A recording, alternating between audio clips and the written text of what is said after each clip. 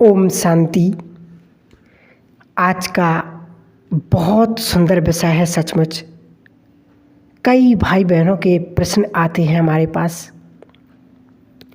और इस विषय को आज मिस मत करना। कई लोगों के, कई भाई बहनों के प्रश्न आते कि मेडिटेशन किस टाइम पर करना चाहिए, कौन सा समय अच्छा है, कब करना चाहिए मेडिटेशन। तो देखो, कहा जाता है कि सुबह का समय या नुमाशाम का समय सात्विक समय होता है। सुबह के समय को कहा ही जाता है ब्रह्म मुहूर्त, अमृत बेला, अमृत पान करने की बेला। या नुमाशाम के समय कहा जाता है कि देवताएं भी भ्रमण के लिए निकलते हैं, फरिश्ते निकलते हैं। ऐसे समय में मेडिटेशन बहुत सहजता से लग जाता है। तो सबसे सहज जो वरदानी समय माना गया है वह है ब्रह्म मुहूर्त का समय। क्यों इस समय को वरदानी माना गया है? क्योंकि उस समय संसार के सभी लोग सोए हुए रहते हैं और इसलिए डिस्टरबेंस ज़्यादा नहीं होती है। उस समय पर हमें ध्यान लगाना अति सहज हो जाता है। जो ज्ञान के लिए शांत वायुमंडल चाहिए, दिन भर में जो अनेक प्रकार के कोलाहल होना, मन के अंदर बहुत सारा किचड़ा भर जाना, जिसको शांत करना मेहनत का काम होता है। इसलिए सुबह का समय जब नींद से उठते हैं तो एक स्वयं का मन, जो मन का घोड़ा दौड़ने नहीं लगता, धीरे धीरे चलता है। जब हम स्वयं सुबह उठते हैं तो हमारा जो मन का घोड़ा है वो धीरे धीरे चलता है, दौड़ता नहीं है। बाहर का वायुमंडल भी शांत होता है और मन का घोड़ा भी इतना तीव्र गति से दौड़ता नहीं है। तो शांत और सहजता से हमारा मन लग जाता है और शांति को अपने अंदर भर सकते हैं, उसे ऊर्जा को अपने अंदर बहुत प्यार से भर सकते हैं। यह ब्रह्म मुहूर्त का समय कौन सा है, कितने बजे से कितने बजे तक होता है ब्रह्म मुहूर्त? सुबह 3 बजे से 5 बजे तक को माना गया है। जो भी समय आपको अति उत्तम समय हो, हम यह नहीं कहते कि आप 3 बजे उठो, 4 बजे उठो, 4:30 बजे उठ सकते हैं। शुरू करो, 4:45 बजे उठो, 15 मिनट में स्वयं को रिफ्रेश करो और धीरे धीरे समय बढ़ाते जाओ। कोई हर्जा नहीं, क्योंकि आज की दुनिया में लोगों से जब कहते हैं कि भाई ब्रह्म मुहूर्त में उठो, तो सोचते हैं कि आधी रात को उठें, क्योंकि वो उसी ब्रह्म मुहूर्त को आधी रात समझते हैं। वास्तव में वह ब्रह्म मुहूर्त दिन का आरंभ का समय होता है, लेकिन क्योंकि सोना ही हमारा 12 का होता है तो नेचुरल है कि 3 बजे 4 बजे यही महसूस होता कि यह तो आधी रात है।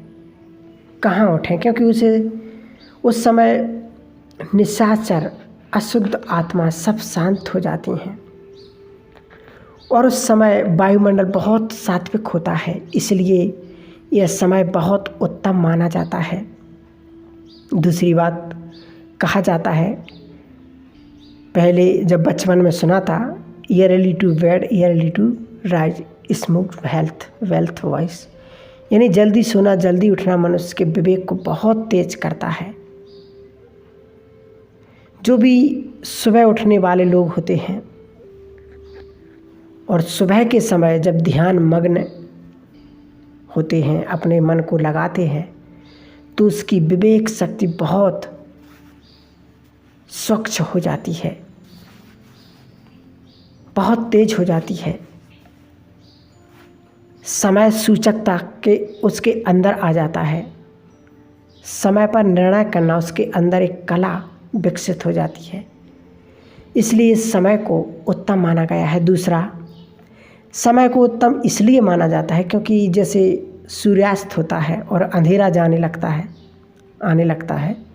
मान लो कि आपका घर में छोटा बच्चा होता है, वह कोई फूल तोड़ने जाता है बगीचे के अंदर, तो माँ बाप हमेशा उसको रोकते हैं कि बेटा इस वक्त फूल नहीं तोड़ना चाहिए। अगर बच्चा पूछता है कि क्यों नहीं तोड़ना चाहिए, तो आप यही कहेंगे कि इस वक्त पेड़ पौधे सो गए यानी उसकी साइकिल चेंज हो गई। वह ऑक्सीजन लेना शुरू करते हैं और कार्बन डाइऑक्साइड रिलीज कर देते हैं, तो पेड़ पौधे सो गए। अभी हमारी एक प्रकृति भी है जो 5 तत्व का शरीर है, इस 5 तत्व से बना है और इस प्रकृति से बना है। और जब इस प्रकृति से बना हुआ है, तो अगर वह प्रकृति सो जाती है तो क्या यह प्रकृति भी सोना नहीं चाहती? इसलिए आप देखेंगे कि जैसे ही अंधेरा होगा उबासी आना शुरू हो जाती है। मन सिग्नल देना बॉडी को शुरू कर देता है, लेकिन तब हम घड़ी में देखकर कहते हैं कि अभी तो 8 ही बजा है और इतना जल्दी सुस्ती आने लगी। ऐसे करके अपने आप को कोई ना कोई बातों में लगा करके किसी न किसी तरीके से हम जागृत रहना चाहते हैं और उस सोने की जो इच्छा है उसे हम उस प्रकृति की जो मनोदशा है हम उसकी एक्सप्लोट कर देते हैं, उसका हम शोषण कर देते हैं। और उसका शोषण करते हुए उसको जागृत रखने के लिए हम उसको जागृत रखना चाहते हैं। चाहे हम चाय कॉफ़ी पी लेते, जागृत होने के लिए 10 बजे तक तो हम सोशल मीडिया टीवी इन पर नकारात्मक बातों को हम अपने मन के अंदर भरते जाते हैं और उसी नकारात्मक बातों में अपने मन का इंटरेस्ट डेवलप करते हैं, मन को जागृत करते हैं। फिर कहीं 12 बजे भोजन करते और 12 बजे के बाद जब हम 1 बजे सोने जाते हैं, माना कि हम कितना शोषण करते हैं उस प्रकृति का जो सोना चाहती है 8-9 बजे। वैसे ही कहा जाता है कि 10 माना बस 10 बजे तक सो जाना ही चाहिए।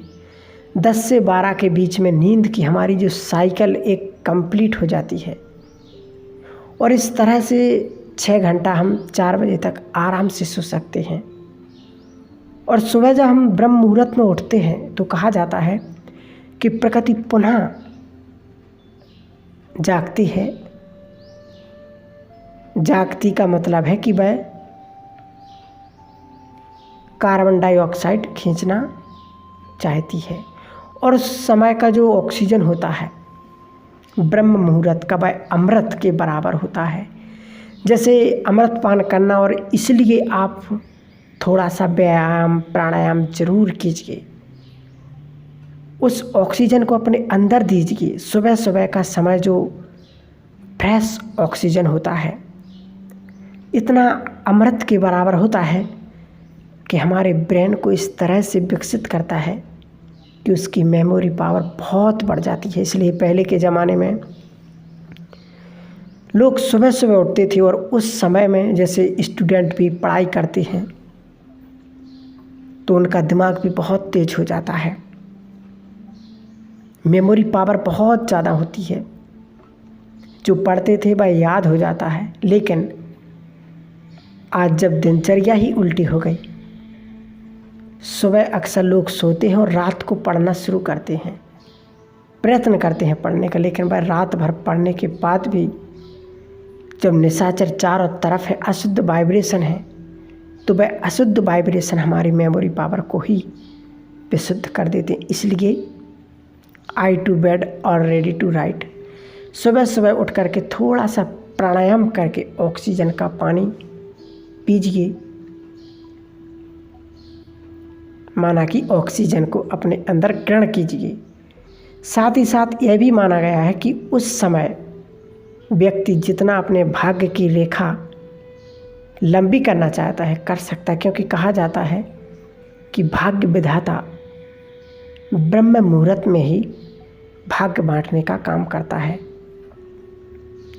तभी तो जब किसी भाग्य की बात निकलती है तो लोग अक्सर करके यही पूछते हैं कि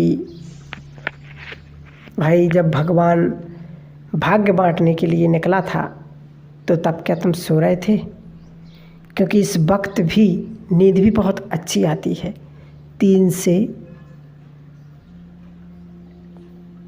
5 के बीच में बहुत सुंदर नींद आती है, गहरी नींद आती है। ब्रह्म मुहूर्त के समय अमृत पान करना चाहिए, मेडिटेशन करना चाहिए, योग करना चाहिए, बाबा को याद करना चाहिए और नुमाशाम योग ज़रूर। इन दोनों टाइम पर हम परमात्मा से अपने भाग्य की रेखाएं बना सकते हैं, अपने जीवन को चमका सकते हैं और जिस क्षेत्र में, जिस कार्य में हम सफल होना चाहते हैं तो वो ज़रूर इस टाइम पर उठना शुरू करें, तो आपके जीवन में खुशियाँ भर जाएंगी और आप एक सुंदर जीवन जीने की कला आ जाएगी। तो इस बात का विशेष हमें ध्यान देना है और वास्तव में एक ज्ञान के माध्यम से इस संसार में स्वयं भाग्य विधाता भगवान इस सृष्टि पर आता है और वो सभी जो बच्चे जागते हैं उसको याद करते हैं, वो अपना भाग्य बना लेते हैं और जो सोए रहते हैं वो अपने भाग्य को गवा देते हैं। इसलिए हमें विशेष इस बात का ध्यान रखना है कि हमें इस समय को बर्बाद नहीं करना है, सोने में नहीं व्यतीत करना है। उस परमात्मा से, उस सृष्टि के निहंता से, जगत के पालनहार से, अपने भाग्य की, उस भाग्य विधाता से अपने भाग्य की रेखाएं हम खिंचवा सकते हैं। तो ज़रूर हम इस टाइम को समझेंगे।